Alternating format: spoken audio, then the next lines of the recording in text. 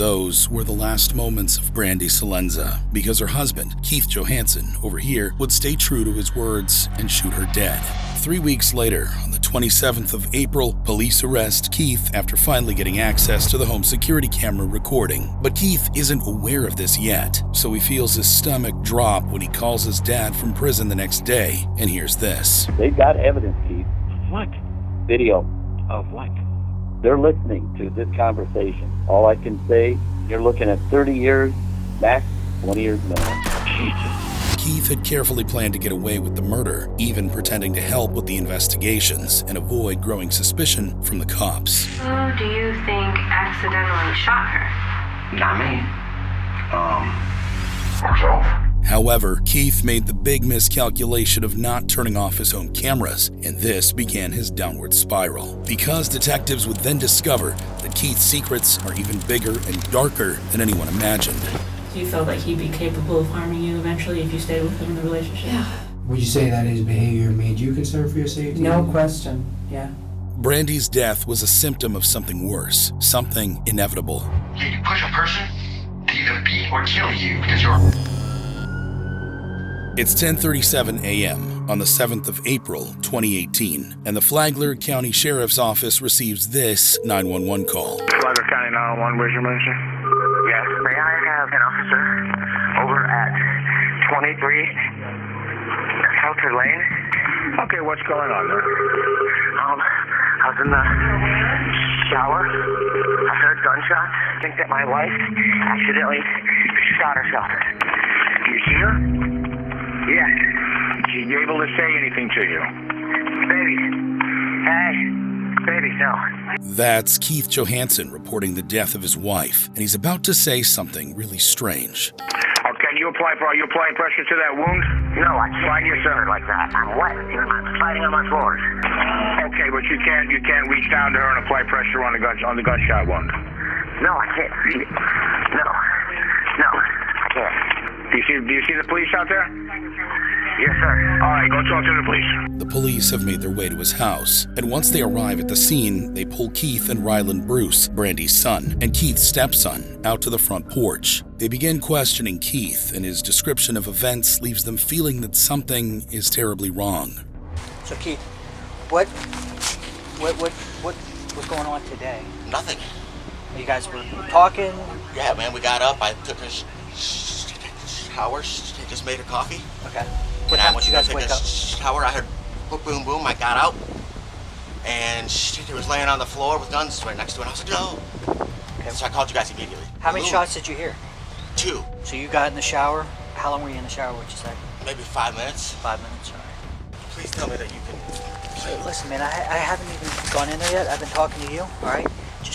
I just got married, man. While Keith speaks to the cop outside, one of the officers who's just inspected the crime scene begins to signal to the others that Keith might be responsible. And he's not the only one. Soon, all the other cops on the crime scene find a lot of gaps, comparing Keith's story with the story the crime scene is telling. He's got a lot of scratches on him? Yeah.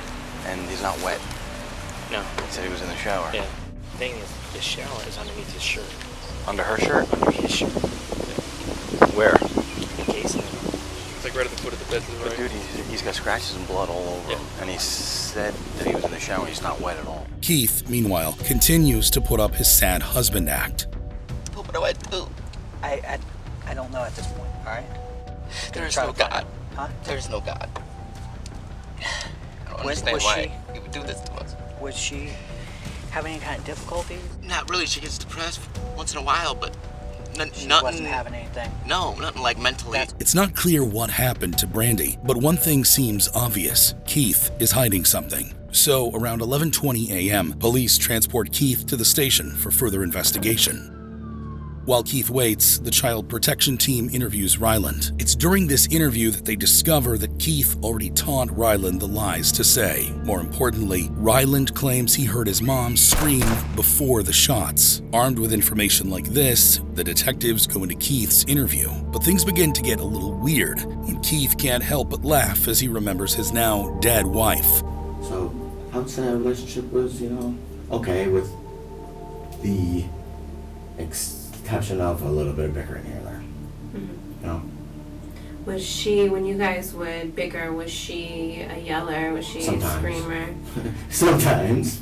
At this very moment, the male detective, Christopoulos, begins to size up Keith and notices bloodstains on Keith's pants. He's taken aback, but decides to keep quiet about it. The pants will be taken at the end of the interview and sent for analysis. I want you to remember this detail for later. It's important. Right now, Keith reveals something even more shocking. He claims that Brandy had confessed to flirting with someone online. So you said this conversation happened about a week ago with her online, whatever she was doing. She brought something up a couple days ago, Uh-huh. and we had a little argument, but then that was that. Can you tell me about that? Yeah. She was like, I'm gonna do this, I'm gonna do that, and I was like, okay. What is this and that? She was gonna get rid of everything. Mm-hmm. And I was like, okay, well, make sure you do so, and it's on you if you don't. You know what I'm saying? I wouldn't know because obviously you hit it for this long. I wouldn't know if you did or not, but I hope you do. Mm-hmm. She was like, okay, cool. And we had arguments here and there, you know what I mean? She would be like, I'm sorry, I'll stop. Infidelity is a major driver for men who kill their wives, so if there ever was a motive for Keith, this could be it. They ask him to recall the scene again, and that's when they notice some inconsistencies in his story. So those two guns, were they hers or yours? They were mine and hers, kind of. So you just had the two guns open in between the bed frame and the mattress? Correct. And with them there, were you concerned that them not being in a holster, they would go off, or did they have Not at safeties? all. One of them had a safety, one didn't. Okay. The one that didn't usually was never cocked. Okay. Because of that fact. And all my other guns have 2 or 3 rounds in them that are rubber. Oh, why? Just for, in case something, you have a misfire or whatever. If someone was to rob us or whatever, I don't want to kill them. I mean, honestly, I don't want to kill them. The detective asks why all but the 2 guns involved in the murder were not being kept in a safe. And what did you say the reasoning was you kept those 2 out? Just to have out, there was, just for protection wise. Because let's say something was to happen in the middle of the night or whatever, someone was trying to rob you. We just moved there, so we don't even know the people around us. Sure. Easy access. Keith's explanation is making the detective's head spin. Because if one of the guns has a safety and the other one is never cocked, then how did either or both guns let off 2 fatal shots accidentally? Well, things are about to get even more confusing. Well, and for her to have accidentally shot herself, which with what you already told us, she would have either had to taken the safety off of one, Okay. or she would have had to cock it back of the other one. If it was cocked or not, I don't know. Can I just ask you a question? Sure. So most of your guns have the rubber rounds in them? Yeah. So all of them except for those 2 have the rubber rounds? Yes. I ran out of them. I didn't have enough to put in them. Okay. So far, Keith seems to have a convenient excuse for everything, but he soon slips up when the detectives ask him a question he's not prepared for. Who do you think accidentally shot her? Not me. Herself. Is there any chance at all that something different happened that you have not told us? None. Because that's what happened. I got no reason to lie, you guys. I mean, you guys are investigators, for God's sake. Well, I mean, you said you have no reason to lie. I mean, I'm not saying that you're flat out lying to us. That's not what I'm saying at all. Okay. What I am saying is that what we have at the scene does not add up to what you're telling us. There are several reasons Keith's story is an obvious lie. If it was a misfire, as Keith had said, the bullet would have followed a different trajectory, perhaps upwards. Instead, the bullet's trajectory, at first glance, seems to show that Brandy was shot in front of the south nightstand, gone through the nightstand, and through the wall behind it as well. Keith gets defensive and decides to stop speaking to the detectives until his parents arrive. Thank you. The lawyer? Fucking murder. I know. I didn't mentally, I didn't say you did. But you gotta be prepared for them to try to do that. They're trying to tell me that Ryland said that there was a scream. There was no scream that I heard. I've been as honest as I can. Well, that's all you can be, but don't you clam up. You're lawyered up now. Shut your mouth. Don't say another word. While the convo is going on, Detective Christokopoulos is at the door, about to come in. There was a bunch of people there on their trucks, and they were taking... I says, you know what, guys? Let's have a little respect. Yes, sir. That's Sir, ridiculous. Hi. Can I talk to you outside Yeah. real quick? All right, I'm gonna knock on the door. It's April 7th, 2018, 7:03 p.m. I'm gonna knock on the door and talk to the suspect's father real quick. Sir, Hi. can I talk to you outside real quick? So here's the thing is, we've got somebody and they tell us, a gun fell on the ground and went off and shot her. But twice? The possibility that she shot herself and then the gun dropped and went off again. It's not a probable thing, I can tell you that. Would a prudent person believe that two guns were dropped at the same... And we're going to know... I mean, eventually we're going to know which bullets came from which gun. So if there's one bullet from one gun and one bullet... I mean, we're going to know that stuff eventually. Gary now has doubts in his mind. He returns to speak with Keith, and for the first time, he considers the possibility of Keith being guilty. I'm not blaming you, Keith. Well, Listen to me, though. Listen to me.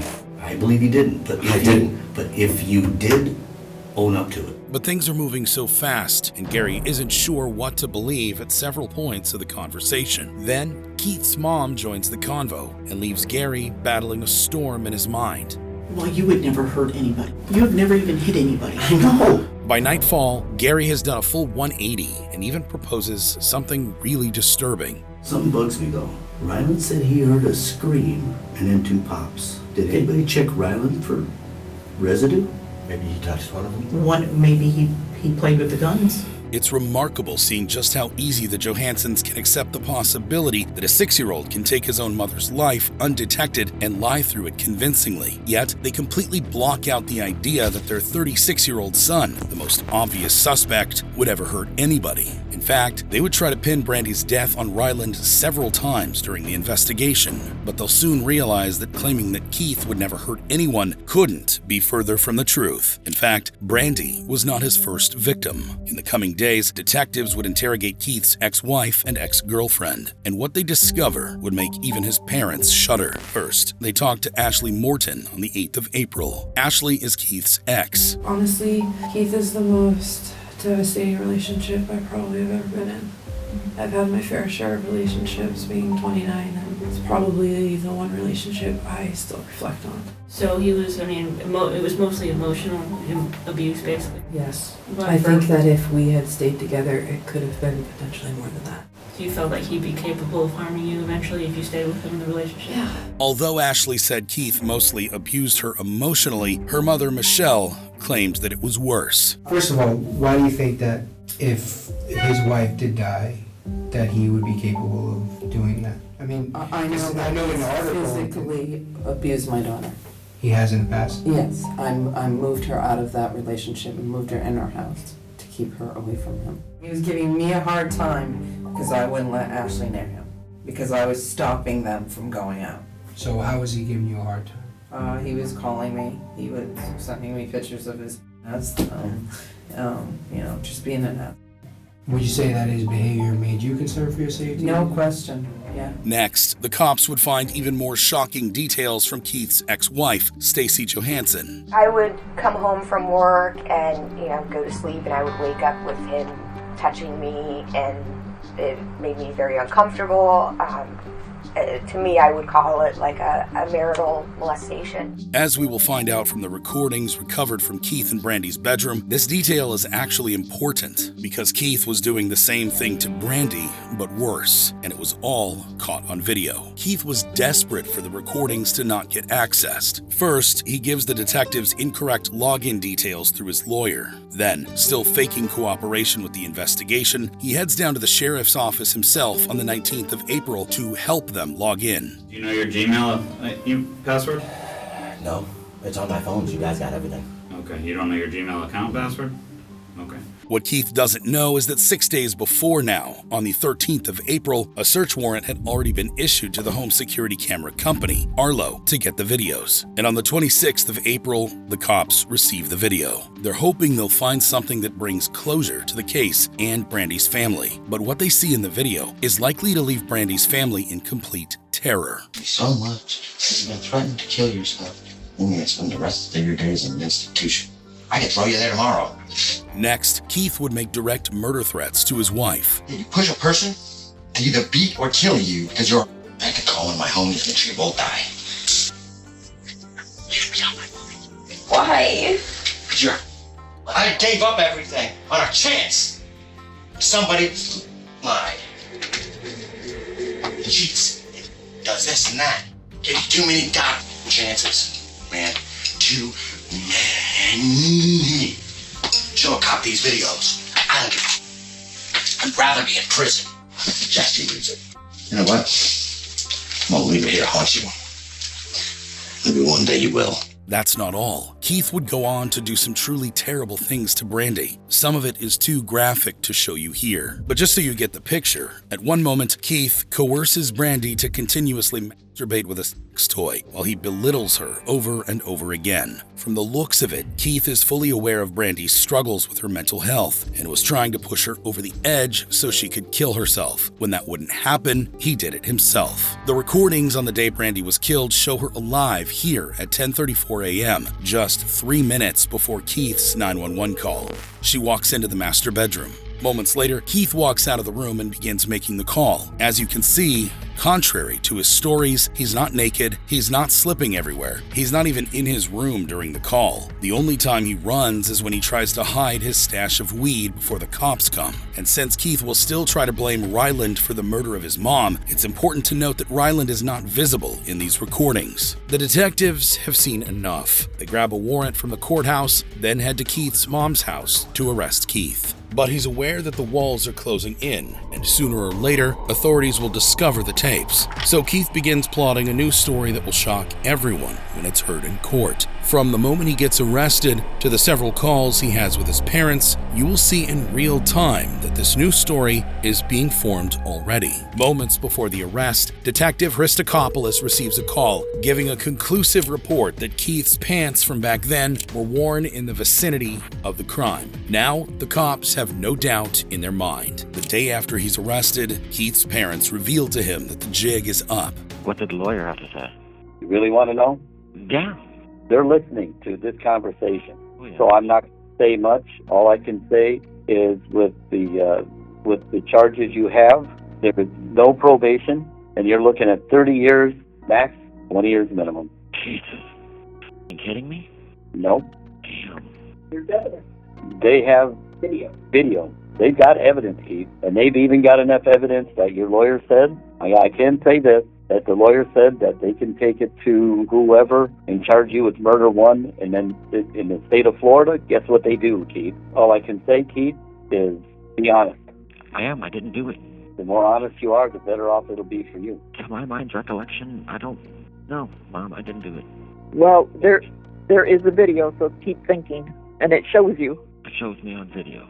Yep. As the days go on, Keith's motives would finally be understood. You see, the cameras and laptop in their bedroom were actually being used by the couples to record their ritual of masturbating together, and sometimes Brandy would masturbate without Keith. In the recordings, Keith is heard and seen threatening Brandy for this reason several times. By the time October of 2021 came around, it was time for Keith's court hearing, and he and his lawyer had come up with a story that shocks everyone. You're going to hear a different backstory on this case. Ms. Salenza was killed in self-defense. Keith has done a full 180 and now claims that his wife was high on methamphetamines and acting weirdly that morning as she tried to attack him with the Beretta. So he defended himself with the Canic. But all the evidence is set before the jury in Keith's hearing, and everything from the sexual control to his conversations with his parents is examined. The courtroom goes cold when this particular conversation with his mom is played. We're going to talk together, and I think Ryland needs to see you guys and Kira. But what if it was him?